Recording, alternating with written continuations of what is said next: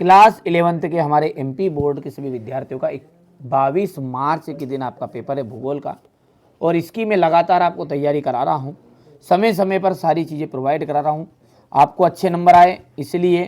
ठीक है, मैं आपसे बिल्कुल निम्नलिखित पदार्थों में से किसे प्रभावित करती है? लवण को। वायुदाब मापने का यंत्र है तो बैरोमीटर। जैव विविधता का संरक्षण निम्न में से किसके लिए महत्वपूर्ण है? सभी जीवधारियों के। डोडा बेटा चोटी निम्न में से कौन सी पहाड़ी श्रृंखला में स्थित है? तो नल्ला माला। भारत का प्राचीन स्थलखंड, ठीक है, कौन सा है? तो प्रायद्वीपीय पठार।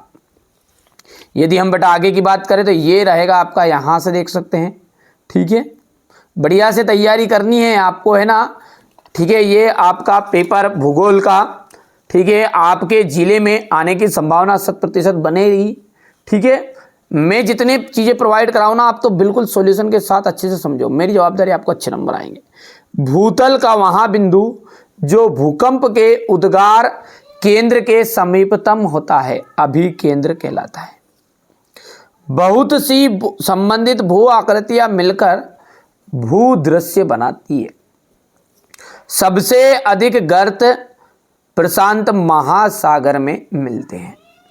विदेशज प्रजातियों का जो आगमन है ना, उससे पारितंत्र का ह्रास होता है। भारत जो है विश्व का 7वां बड़ा देश है। भारत के पड़ोसी द्वीपीय देश श्रीलंका और मालदीव है। हो गया इतना। इसके बाद में अपन आगे की बात करेंगे ना, तो ये आपको यहाँ से देख सकते हैं, इतनी चीज। अब यहाँ पर जोड़ी पृथ्वी का जो घनत्व है, पृथ्वी का घनत्व आ जाएगा 5.5 ग्राम प्रति घन सेंटीमीटर। नदी द्वारा बने घुमाव, नदी द्वारा बने घुमाव का आ जाएगा आपका, दूसरे का मिलान करना है विसर्प से। सूर्य ताप, तीसरे का मिलान आपका जाएगा 5.5 ग्राम प्रति घन सेंटीमीटर से आने वाला, सॉरी, तीसरे का मिलान आने वाला सौर विकिरण। कृषि जैव विविधता, फसलों की विविधता।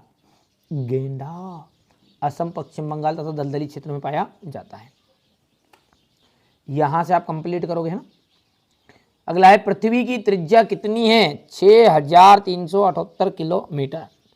अनाच्छादन शब्द का अर्थ क्या है? आवरण हटाना। शीघ्र वाताग्र के साथ किस प्रकार के मेघ बनते हैं? कपासी मेघ। समान भौतिक लक्षणों वाले जीवों के समूह को क्या कहते हैं? प्रजाति कहा जाता है। भारत देश की आर्द्र भूमि कितने वर्गों में रखा जाता है? भारत देश की आर्द्र भूमि को 8 वर्ग में। यहाँ से आपका क्वेश्चन नंबर ये 4 रहेगा, ये देख सकते हैं आप। ठीक है भैया। इसके बाद में क्वेश्चन नंबर 5 को देखो ध्यान से।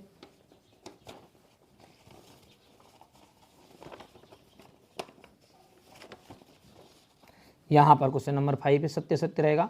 पृथ्वी के धरातल की गहराई बढ़ने के साथ साथ तापमान एवं दबाव कम हो जाता है, असत्य है।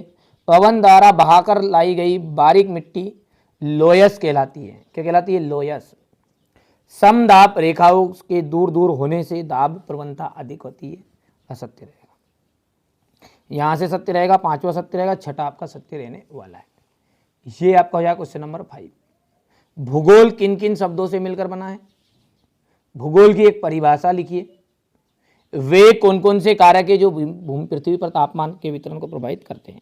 जलवायु से आप क्या तात्पर्य होता है? विदेशज प्रजातियों से आप क्या समझते हैं? जैविक विविधता के विभिन्न स्तर क्या है? हो गया इतना। क्वेश्चन नंबर 9 को देखो। भारत को उपमहाद्वीप क्यों कहते हैं? तटीय सीमाओं के संलग्न राज्यों की पहचान कीजिए। पश्चिमी घाट की कोई 2 विशेषताएं आपको बतानी है। हिमालय के 3 प्रमुख नदी तंत्रों के नाम लिखिए। हिमालय पर्वत के कोई 2 महत्व समझाइएगा। नदी द्रोणी जल संभर में अंतर। भूकंप के कोई 2 हानिकारक प्रभाव लिखिए। कोसी नदी को बिहार का शोक क्यों कहते हैं? समुद्र तथा व स्थल समीर का वर्णन कीजिए। वर्षा के 3 प्रकार आपको बताने हैं। यहाँ से क्वेश्चन नंबर आपका 14 रहेगा। ये हो गया इतना, हो गया। क्वेश्चन नंबर 15 जो है ना वो है पूर्वी तटीय मैदान एवं पश्चिमी तटीय मैदान में अंतर बताइए। उत्तर भारत की नदियों की विशेषताओं का वर्णन कीजिए।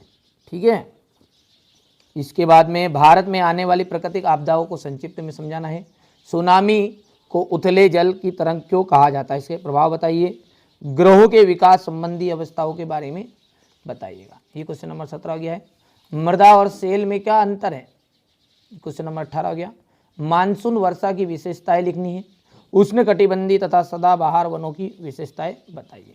इसके बाद में क्वेश्चन नंबर 19 के बाद में आपका ये रहेगा अंतिम क्वेश्चन नंबर 20 क्वेश्चन आपके रहेंगे टोटल।